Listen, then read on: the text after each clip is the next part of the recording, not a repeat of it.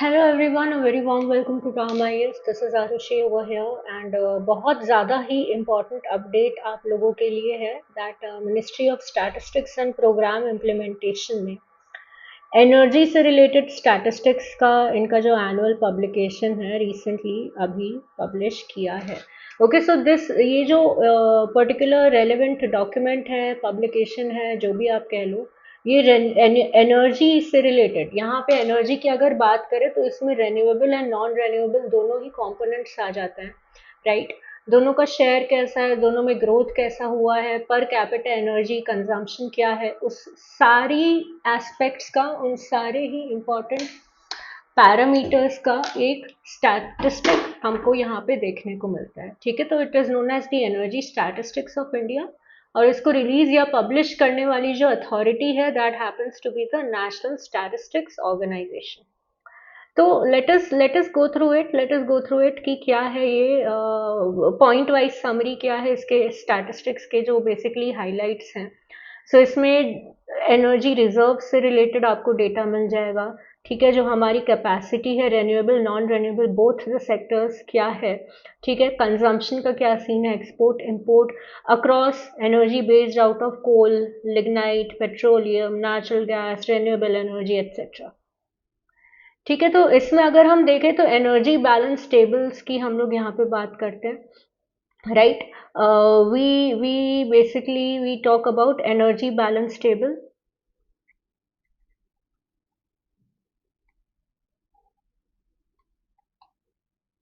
Energy balance table के साथ साथ हम लोग यहाँ पे बात करते हैं sustainable energy indicators.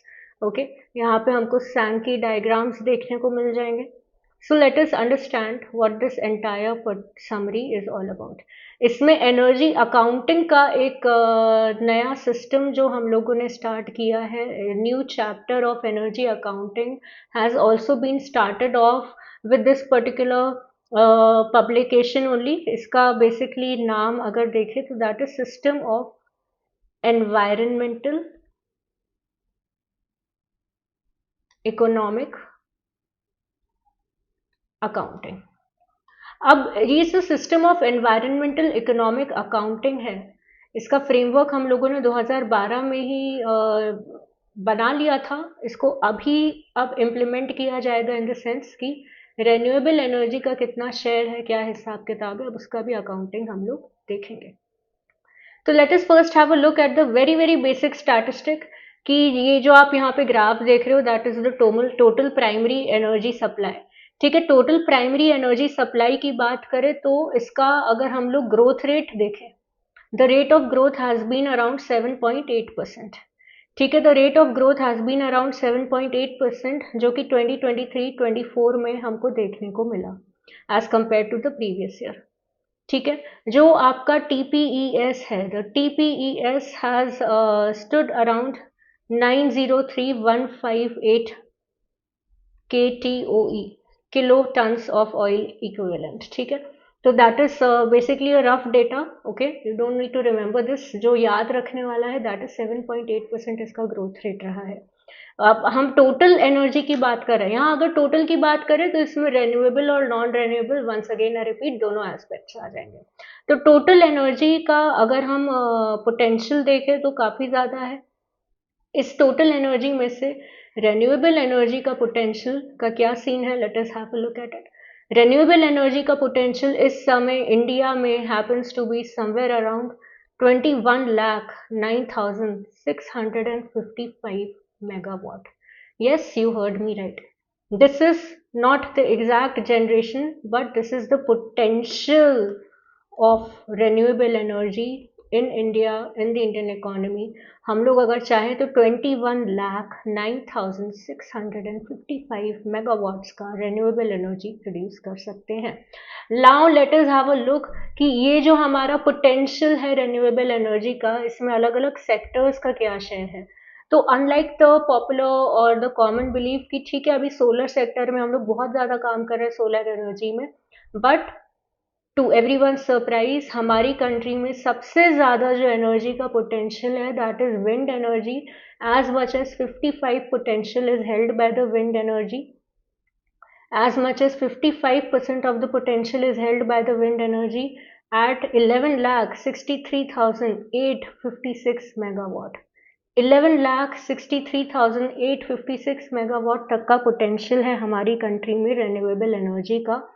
Then it is essentially followed by solar. ठीक है, इसके बाद आपका सोलर एनर्जी आ जाता है जिसमें 7,48,990 मेगावाट 7,48,990 मेगावाट का रिन्यूएबल एनर्जी पोटेंशियल है एट 35%. तो this please note this down. ये आपके मेंस के आंसर राइटिंग के लिए, आपके एसए के लिए, एंड फॉर दैट मैटर ये आपके प्रीलिम्स के लिए भी बहुत ज़्यादा इंपॉर्टेंट है. ठीक है, प्रीलिम्स में ऐसा क्वेश्चन आ सकता है कि अभी जनरेट ज़्यादा सोलर एनर्जी हो रही है, we all know that. Potential सबसे ज़्यादा किसका है? फिर भी विंड एनर्जी का है. ऑलराइट, फिर उसके बाद तीसरे नंबर पे आ जाता है large hydro power plants. Large hydro power plants का अगर पोटेंशियल देखा जाए तो 1,33,410 मेगावाट पे it stands at 6%. Okay, now अगर हम लोग स्टेट वाइज स्टैटिस्टिक और like if we try to have a look at the state wise data, if we try to have a look at the state wise data, तो सबसे ज़्यादा जो potential है that is with the state of Rajasthan at 20%. Then Maharashtra में है 11%, गुजरात में है 10%, कर्नाटका में है 9.8% रफली. Okay, so these are the top producers, states that are the top producers of renewable energy in our country, right?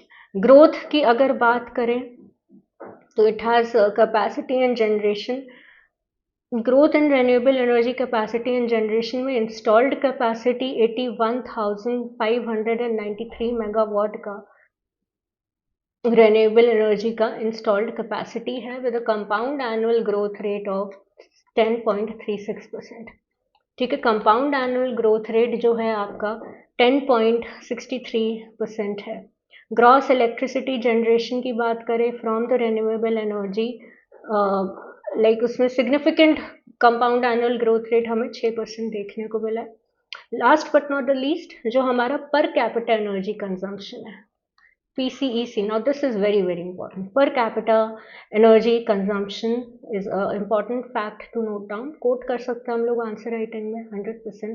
ठीक है, तो बेसिकली कार्बन फुटप्रिंट से रिलेटेड अगर कोई क्वेश्चन आ गया, राइट, फ्यूचर रिक्वायरमेंट से रिलेटेड कोई क्वेश्चन आ गया, तो उन सारे क्वेश्चंस में ये काफ़ी ज़्यादा काम आएगा.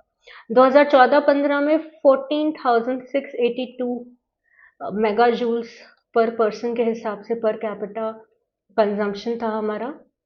आज की डेट में अगर देखें recent data that is for 23-24 का जो पर कैपिटा एनर्जी कंजम्पशन है that happens to be 18,410 mega joule per person. 18,410 mega joule per person. ठीक है, इसका अगर कंपाउंड एनुअल ग्रोथ रेट की बात करें तो 2.55% happens to be its compound annual growth rate. Okay, so this was all. Please stay tuned to Rama IAS to stay updated on more such relevant and important topics for prelims and mains. Thank you so much.